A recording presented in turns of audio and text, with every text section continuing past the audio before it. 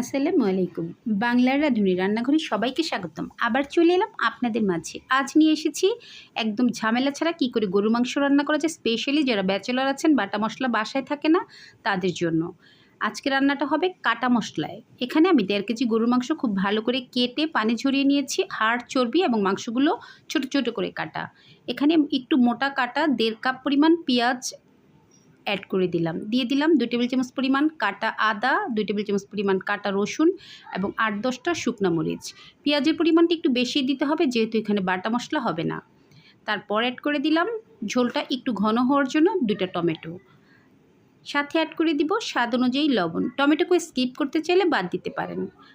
লবণটা দিয়ে এখানে আরও অ্যাড করে দিব সামান্য একটু হলুদের গুঁড়া। যেহেতু হলুদটা আস্ত দিলে কালার বের হবে না, সেজন্য আমি সামান্য কালারটা সুন্দর করার জন্য একটু হলুদ অ্যাড করে দিলাম। হলুদ না দিলেও এই মাংসটা খেতে অসম্ভব টেস্টি হয়। আস্ত গরম মশলা অ্যাড করে দিলাম, এলাচি, দারচিনি এবং তেজপাতা। আজকে কোনো রকম বাটা মশলা এখানে অ্যাড করব না। দিয়ে দিলাম 1 কাপ পরিমাণ সরিষার তেল। এখানে আরও অ্যাড করে দিব 2 টেবিল চামচ পরিমাণ টক দই, তবে এটা একদম অপশনাল। আমি শুধুমাত্র বাটা মশলা নেই বলে এটা অ্যাড করেছি, এটা স্কিপ করলেও রান্নাটা হবে। দিয়ে দিলাম 1 চা চামচ পরিমাণ জিরা গুঁড়া। যেহেতু জিরা আস্ত দিলে এর কোনো ফ্লেভার বের হবে না, তাই শুধুমাত্র জিরা গুঁড়াটাই অ্যাড করেছি। সবগুলো মশলা এবং মাংস খুব ভালো করে হাত দিয়ে মাখিয়ে নিতে হবে, যাতে প্রতিটা মাংসের গায়ে মশলাগুলো একদম লেগে যায়। আর হাত দিয়ে মাখিয়ে নিলেই এই রান্নাটা হবে অথেন্টিক ফ্লেভার। এই রান্নাটা সবসময় কাটা মশলাই করা হয়, আর কাটা মশলায় করা হয় বলেই এর অন্যরকম একটি টেস্ট আপনি পেয়ে যাবেন। আর অবশ্যই ব্যাচেলররা এভাবে রান্না করে খেতে পারেন।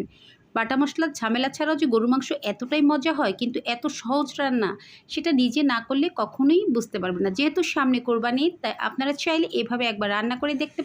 গরু মাংসটা প্রথমে চুলায় বসিয়ে আমি 10 মিনিটের জন্য ঢেকে দিব। আর এর মধ্যে গরু মাংস থেকে যথেষ্ট পরিমাণ পানি উঠবে। পানি ওঠার পর আমি চুলার আঁচটা একদম কমিয়ে দিয়ে এটাকে রেখে দিব 40 থেকে 45 মিনিটের মধ্যে।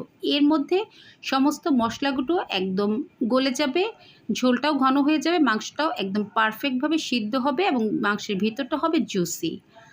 দেখতে দেখতে আমার রান্নাটা কিন্তু কমপ্লিট হবে। 40 থেকে 45 মিনিটের মধ্যে মাংসটা কমপ্লিট হয়ে যাবে। দেখুন, এর লাস্ট ঠিক এইরকম হবে দেখতে। কে বলবে এটা বাটা মশলা ছাড়া রান্না? আপনারা এভাবে একবার রান্না করে খেয়ে দেখতে পারেন। এত সহজ রান্না, কিন্তু খেতে অসম্ভব টেস্টি। আর গরু মাংস এভাবে রান্না করলে আসলে খেতেও ভালো লাগে। রুটি, পরোটা, সাদা ভাত, পোলাও, যে কোনো কিছুর সাথে চাইলে এভাবে ঝামেলাহীন, বাটা মশলার ঝামেলাও হবে না। আপনারা একবার কাটা মশলা দিয়ে রান্না করে খেয়ে দেখতে পারেন। আমার খুবই ভালো লাগে এভাবে রান্না করলে। আমার ছেলেরাও খুব পছন্দ করে। তবে ঝালটা আপনি বুঝে দিবেন। যদি ঝাল কম খান, সেক্ষেত্রে শুকনো মরিচটা একটু কম দিবেন। টক দই এবং টমেটোটা অপশনাল ছিল, এটা শুধুমাত্র ঘরে থাকলে অ্যাড করবেন। আদারওয়াইজ ঘরে যে মশলাগুলো থাকে শুধুমাত্র সেই আস্ত মশলাগুলো অ্যাড করে আপনারা চাইলে এভাবে রান্না করে নিতে পারেন।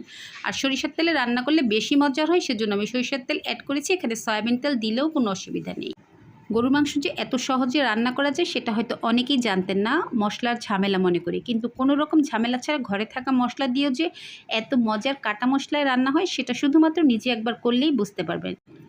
গরু মাংসের এরকম অনেক রেসিপি আমার চ্যানেলে আছে, আপনারা চাইলে দেখে নিতে পারেন। আমি ডেসক্রিপশন বক্সে অবশ্যই কিছু লিঙ্ক অ্যাড করে দিব। যদি আমার আজকের এই কাটা মশলায় গরু মাংস রান্নাটি আপনাদের কাছে একটু ভালো লেগে থাকে, please like, comments and share করে দিবেন, সাবস্ক্রাইব করে দিবেন এবং পাশে থাকা বেল আইকনটি ক্লিক করে দিবেন। সবাই ভালো থাকবেন।